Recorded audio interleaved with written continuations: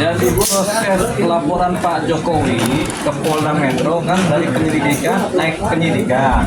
Itu artinya sudah ada bukti-bukti konkret yang lengkap dan sudah ada benang merah mengenai pidana yang dilakukan. Makanya akan ada tersangka.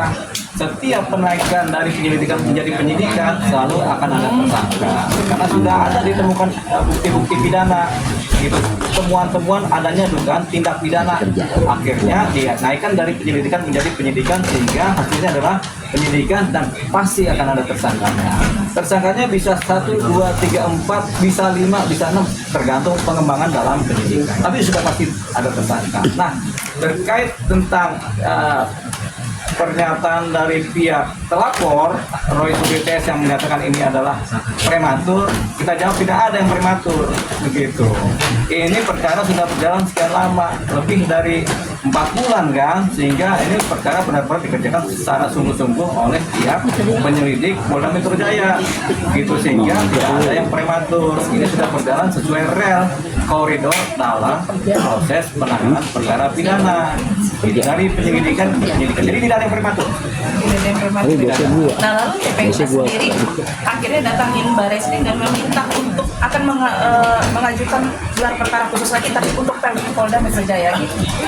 Perkara yang mana yang dia minta? Kan perkara yang dilaporkan di Barreskrim sudah dihentikan. Sekarang dia minta supaya gelar perkara khusus yang di Polda. Dasarnya apa? Ini kenyalahkan di Polda Metro. Begitu kan? Jadi setiap kantor-kantor polisi itu sebenarnya punya kewenangan sendiri.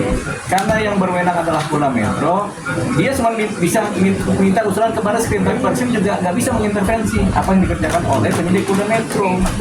Gitu, koordinasi bisa, tapi intervensi nggak bisa. Sehingga ya sia-sia kalau Polda Metro nggak menggelar perkara khusus, mau ngapain?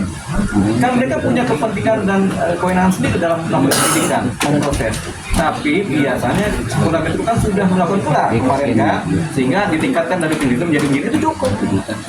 Gelar itu, nggak mungkin ada banyak gelar yang lain lagi, nanti jadi kacau. Gitu. Yang jelas gelar perkara tujuannya adalah untuk mendapatkan titik terang dugaan apakah ada tindak pidana atau tidak, apakah ada tersangka atau tidak, apakah sebenarnya laporan ini masuk sebagai perkara pidana atau tidak. Itu tujuannya. Sehingga gelar perkara ini tujuannya adalah menyiapkan apakah bukti-buktinya, apakah saksi-saksinya, apakah ada bendera bukti dengan saksi benang merahnya bagaimana, kemudian apakah bukti-bukti menguatkan terjadinya dugaan tindak pidana apa tidak, apakah kemudian saksi-saksi menguatkan adanya dugaan tindak pidana atau tidak. Kalau menguatkan semuanya ada dibutuhkan tindak pidana, berubahlah dari penyelidikan menjadi penyidikan. Nah, itu kalau terkait sudah selesai itu. Tapi seandainya mereka meminta nih Bang, ya boleh-boleh aja mereka meminta, tapi kan mereka terlapor ya. Jadi mereka minta boleh-boleh aja, tapi isinya sama aja. Gitu. Mereka mau ribut, ini kan cuma dalih-dalih aja. Karena dengar kata penyidikan, kaget. Waduh, ini bisa gimana? Akhirnya mereka berusaha secara berbagai macam cara untuk melakukan mekanisme pertahanan diri supaya setidak-tidaknya intervensi supaya tidak lanjut di perkara. Tapi perkara ini nggak akan tidak berlanjut, perkara ini pasti berlanjut karena sudah penyidikan dan diketahui lengkap oleh publik. Tapi kalau menurut Abang sendiri prosedurnya di Polda itu kan LP ya Bang, kalau sedangkan di Barreskrim itu 2 Mas. Apakah dari gelar perkara ini akan dikabulkan oleh pihak Polda Metro Jaya jika diminta sama mereka? Tergantung, kalau mereka minta, kalau Polda mau mengabulkan, ayo nggak apa-apa gelar perkara lagi, ya boleh-boleh aja. Tapi kalau Polda Metro Jaya bilang kami tidak akan ada gelar perkara lagi, ya sudah selesai. Begitu proses penyidikan dan pemberkasan jalan terus. Dia tergantung, yang punya kewenangan bukan siapa yang punya kewenangan adalah Polda Metro Jaya. Mereka berwenang untuk menyatakan boleh gelar perkara atau tidak. Siapa tahu si grupnya TPU minta supaya ini digelar lagi dan disetujui. Kan siapa tahu gitu. Cuman kan langkahnya TPU dan timnya Roy Suryo adalah langkah upaya-upaya supaya paling nggak menyelamatkan diri mereka ada. Upaya penyelamatan diri kan. Namanya orang usaha, jadi bebas saja. Tapi kewenangan untuk mengadakan gelar perkara lagi adalah kewenangan Polda Metro. Yes or no, ya atau tidak, kewenangan Polda Metro. Terus Bang, kalau seandainya kan ini Bang ada dari pengadilan yang di Solo kan juga sudah menyatakan tidak berhak mengadili. Nah, artinya sudah semakin apa nih badan apa ya lembaga hukum ini semakin sudah melihat ini mengerucut ya. Mengerucut benar.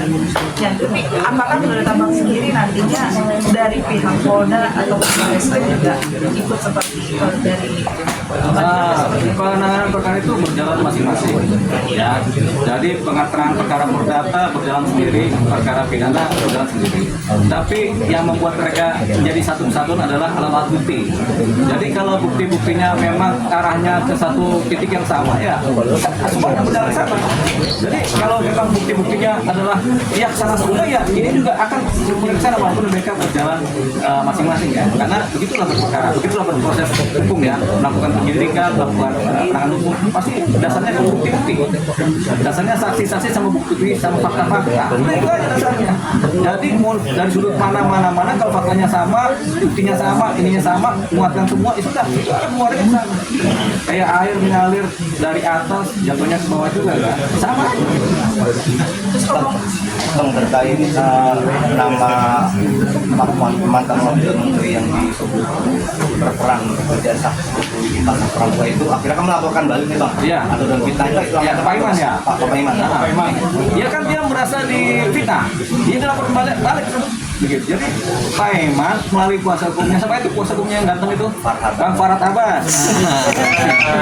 Jadi karena ganteng kita juga suka tuh melihat orangnya tuh kan. Jadi udah benar dia karena fitnah tadi, udah dilaporin aja. Begitu. Kita juga kalau ada orang fitnah kita kan kita laporin juga daripada kita jadi hitam, ini kita laporin. Pak Iman udah benar tuh. Pengacaranya juga udah benar tuh. Tumen. Oke.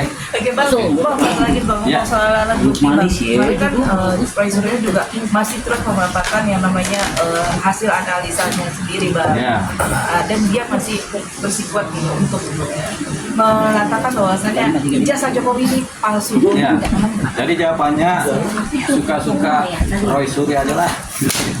Karena udah dikasih tahu masih ngeyel juga. Kita udah bilang nih, yang nggak berwenang menilai atau tidak berwenang kemudian menjustifikasi ijazah orang palsu atau tidak, karena dia bukan ahlinya, dia bukan lembaga yang berwenang. Tapi kalau dia masih ngeyel, ya kita apresiasi kengeyelannya. Suka-suka dia aja lah sekarang ini. Kenapa? Kan dia juga terlapor. Dia pengen bela diri juga kan. Iya kita iyain aja lah sampai proses hukum berjalan begitu. Jadi jangan juga kita bantah-bantah. Suryo kasihan loh itu banyak yang bantah dia tuh. Sekarang kita udah suka-suka lah bang Suryo mau apalah iyalah kan gitu. Tapi proses hukum ingat ya, jalan terus, hati-hati. Di ujung itu ada yang gelap kan gitu.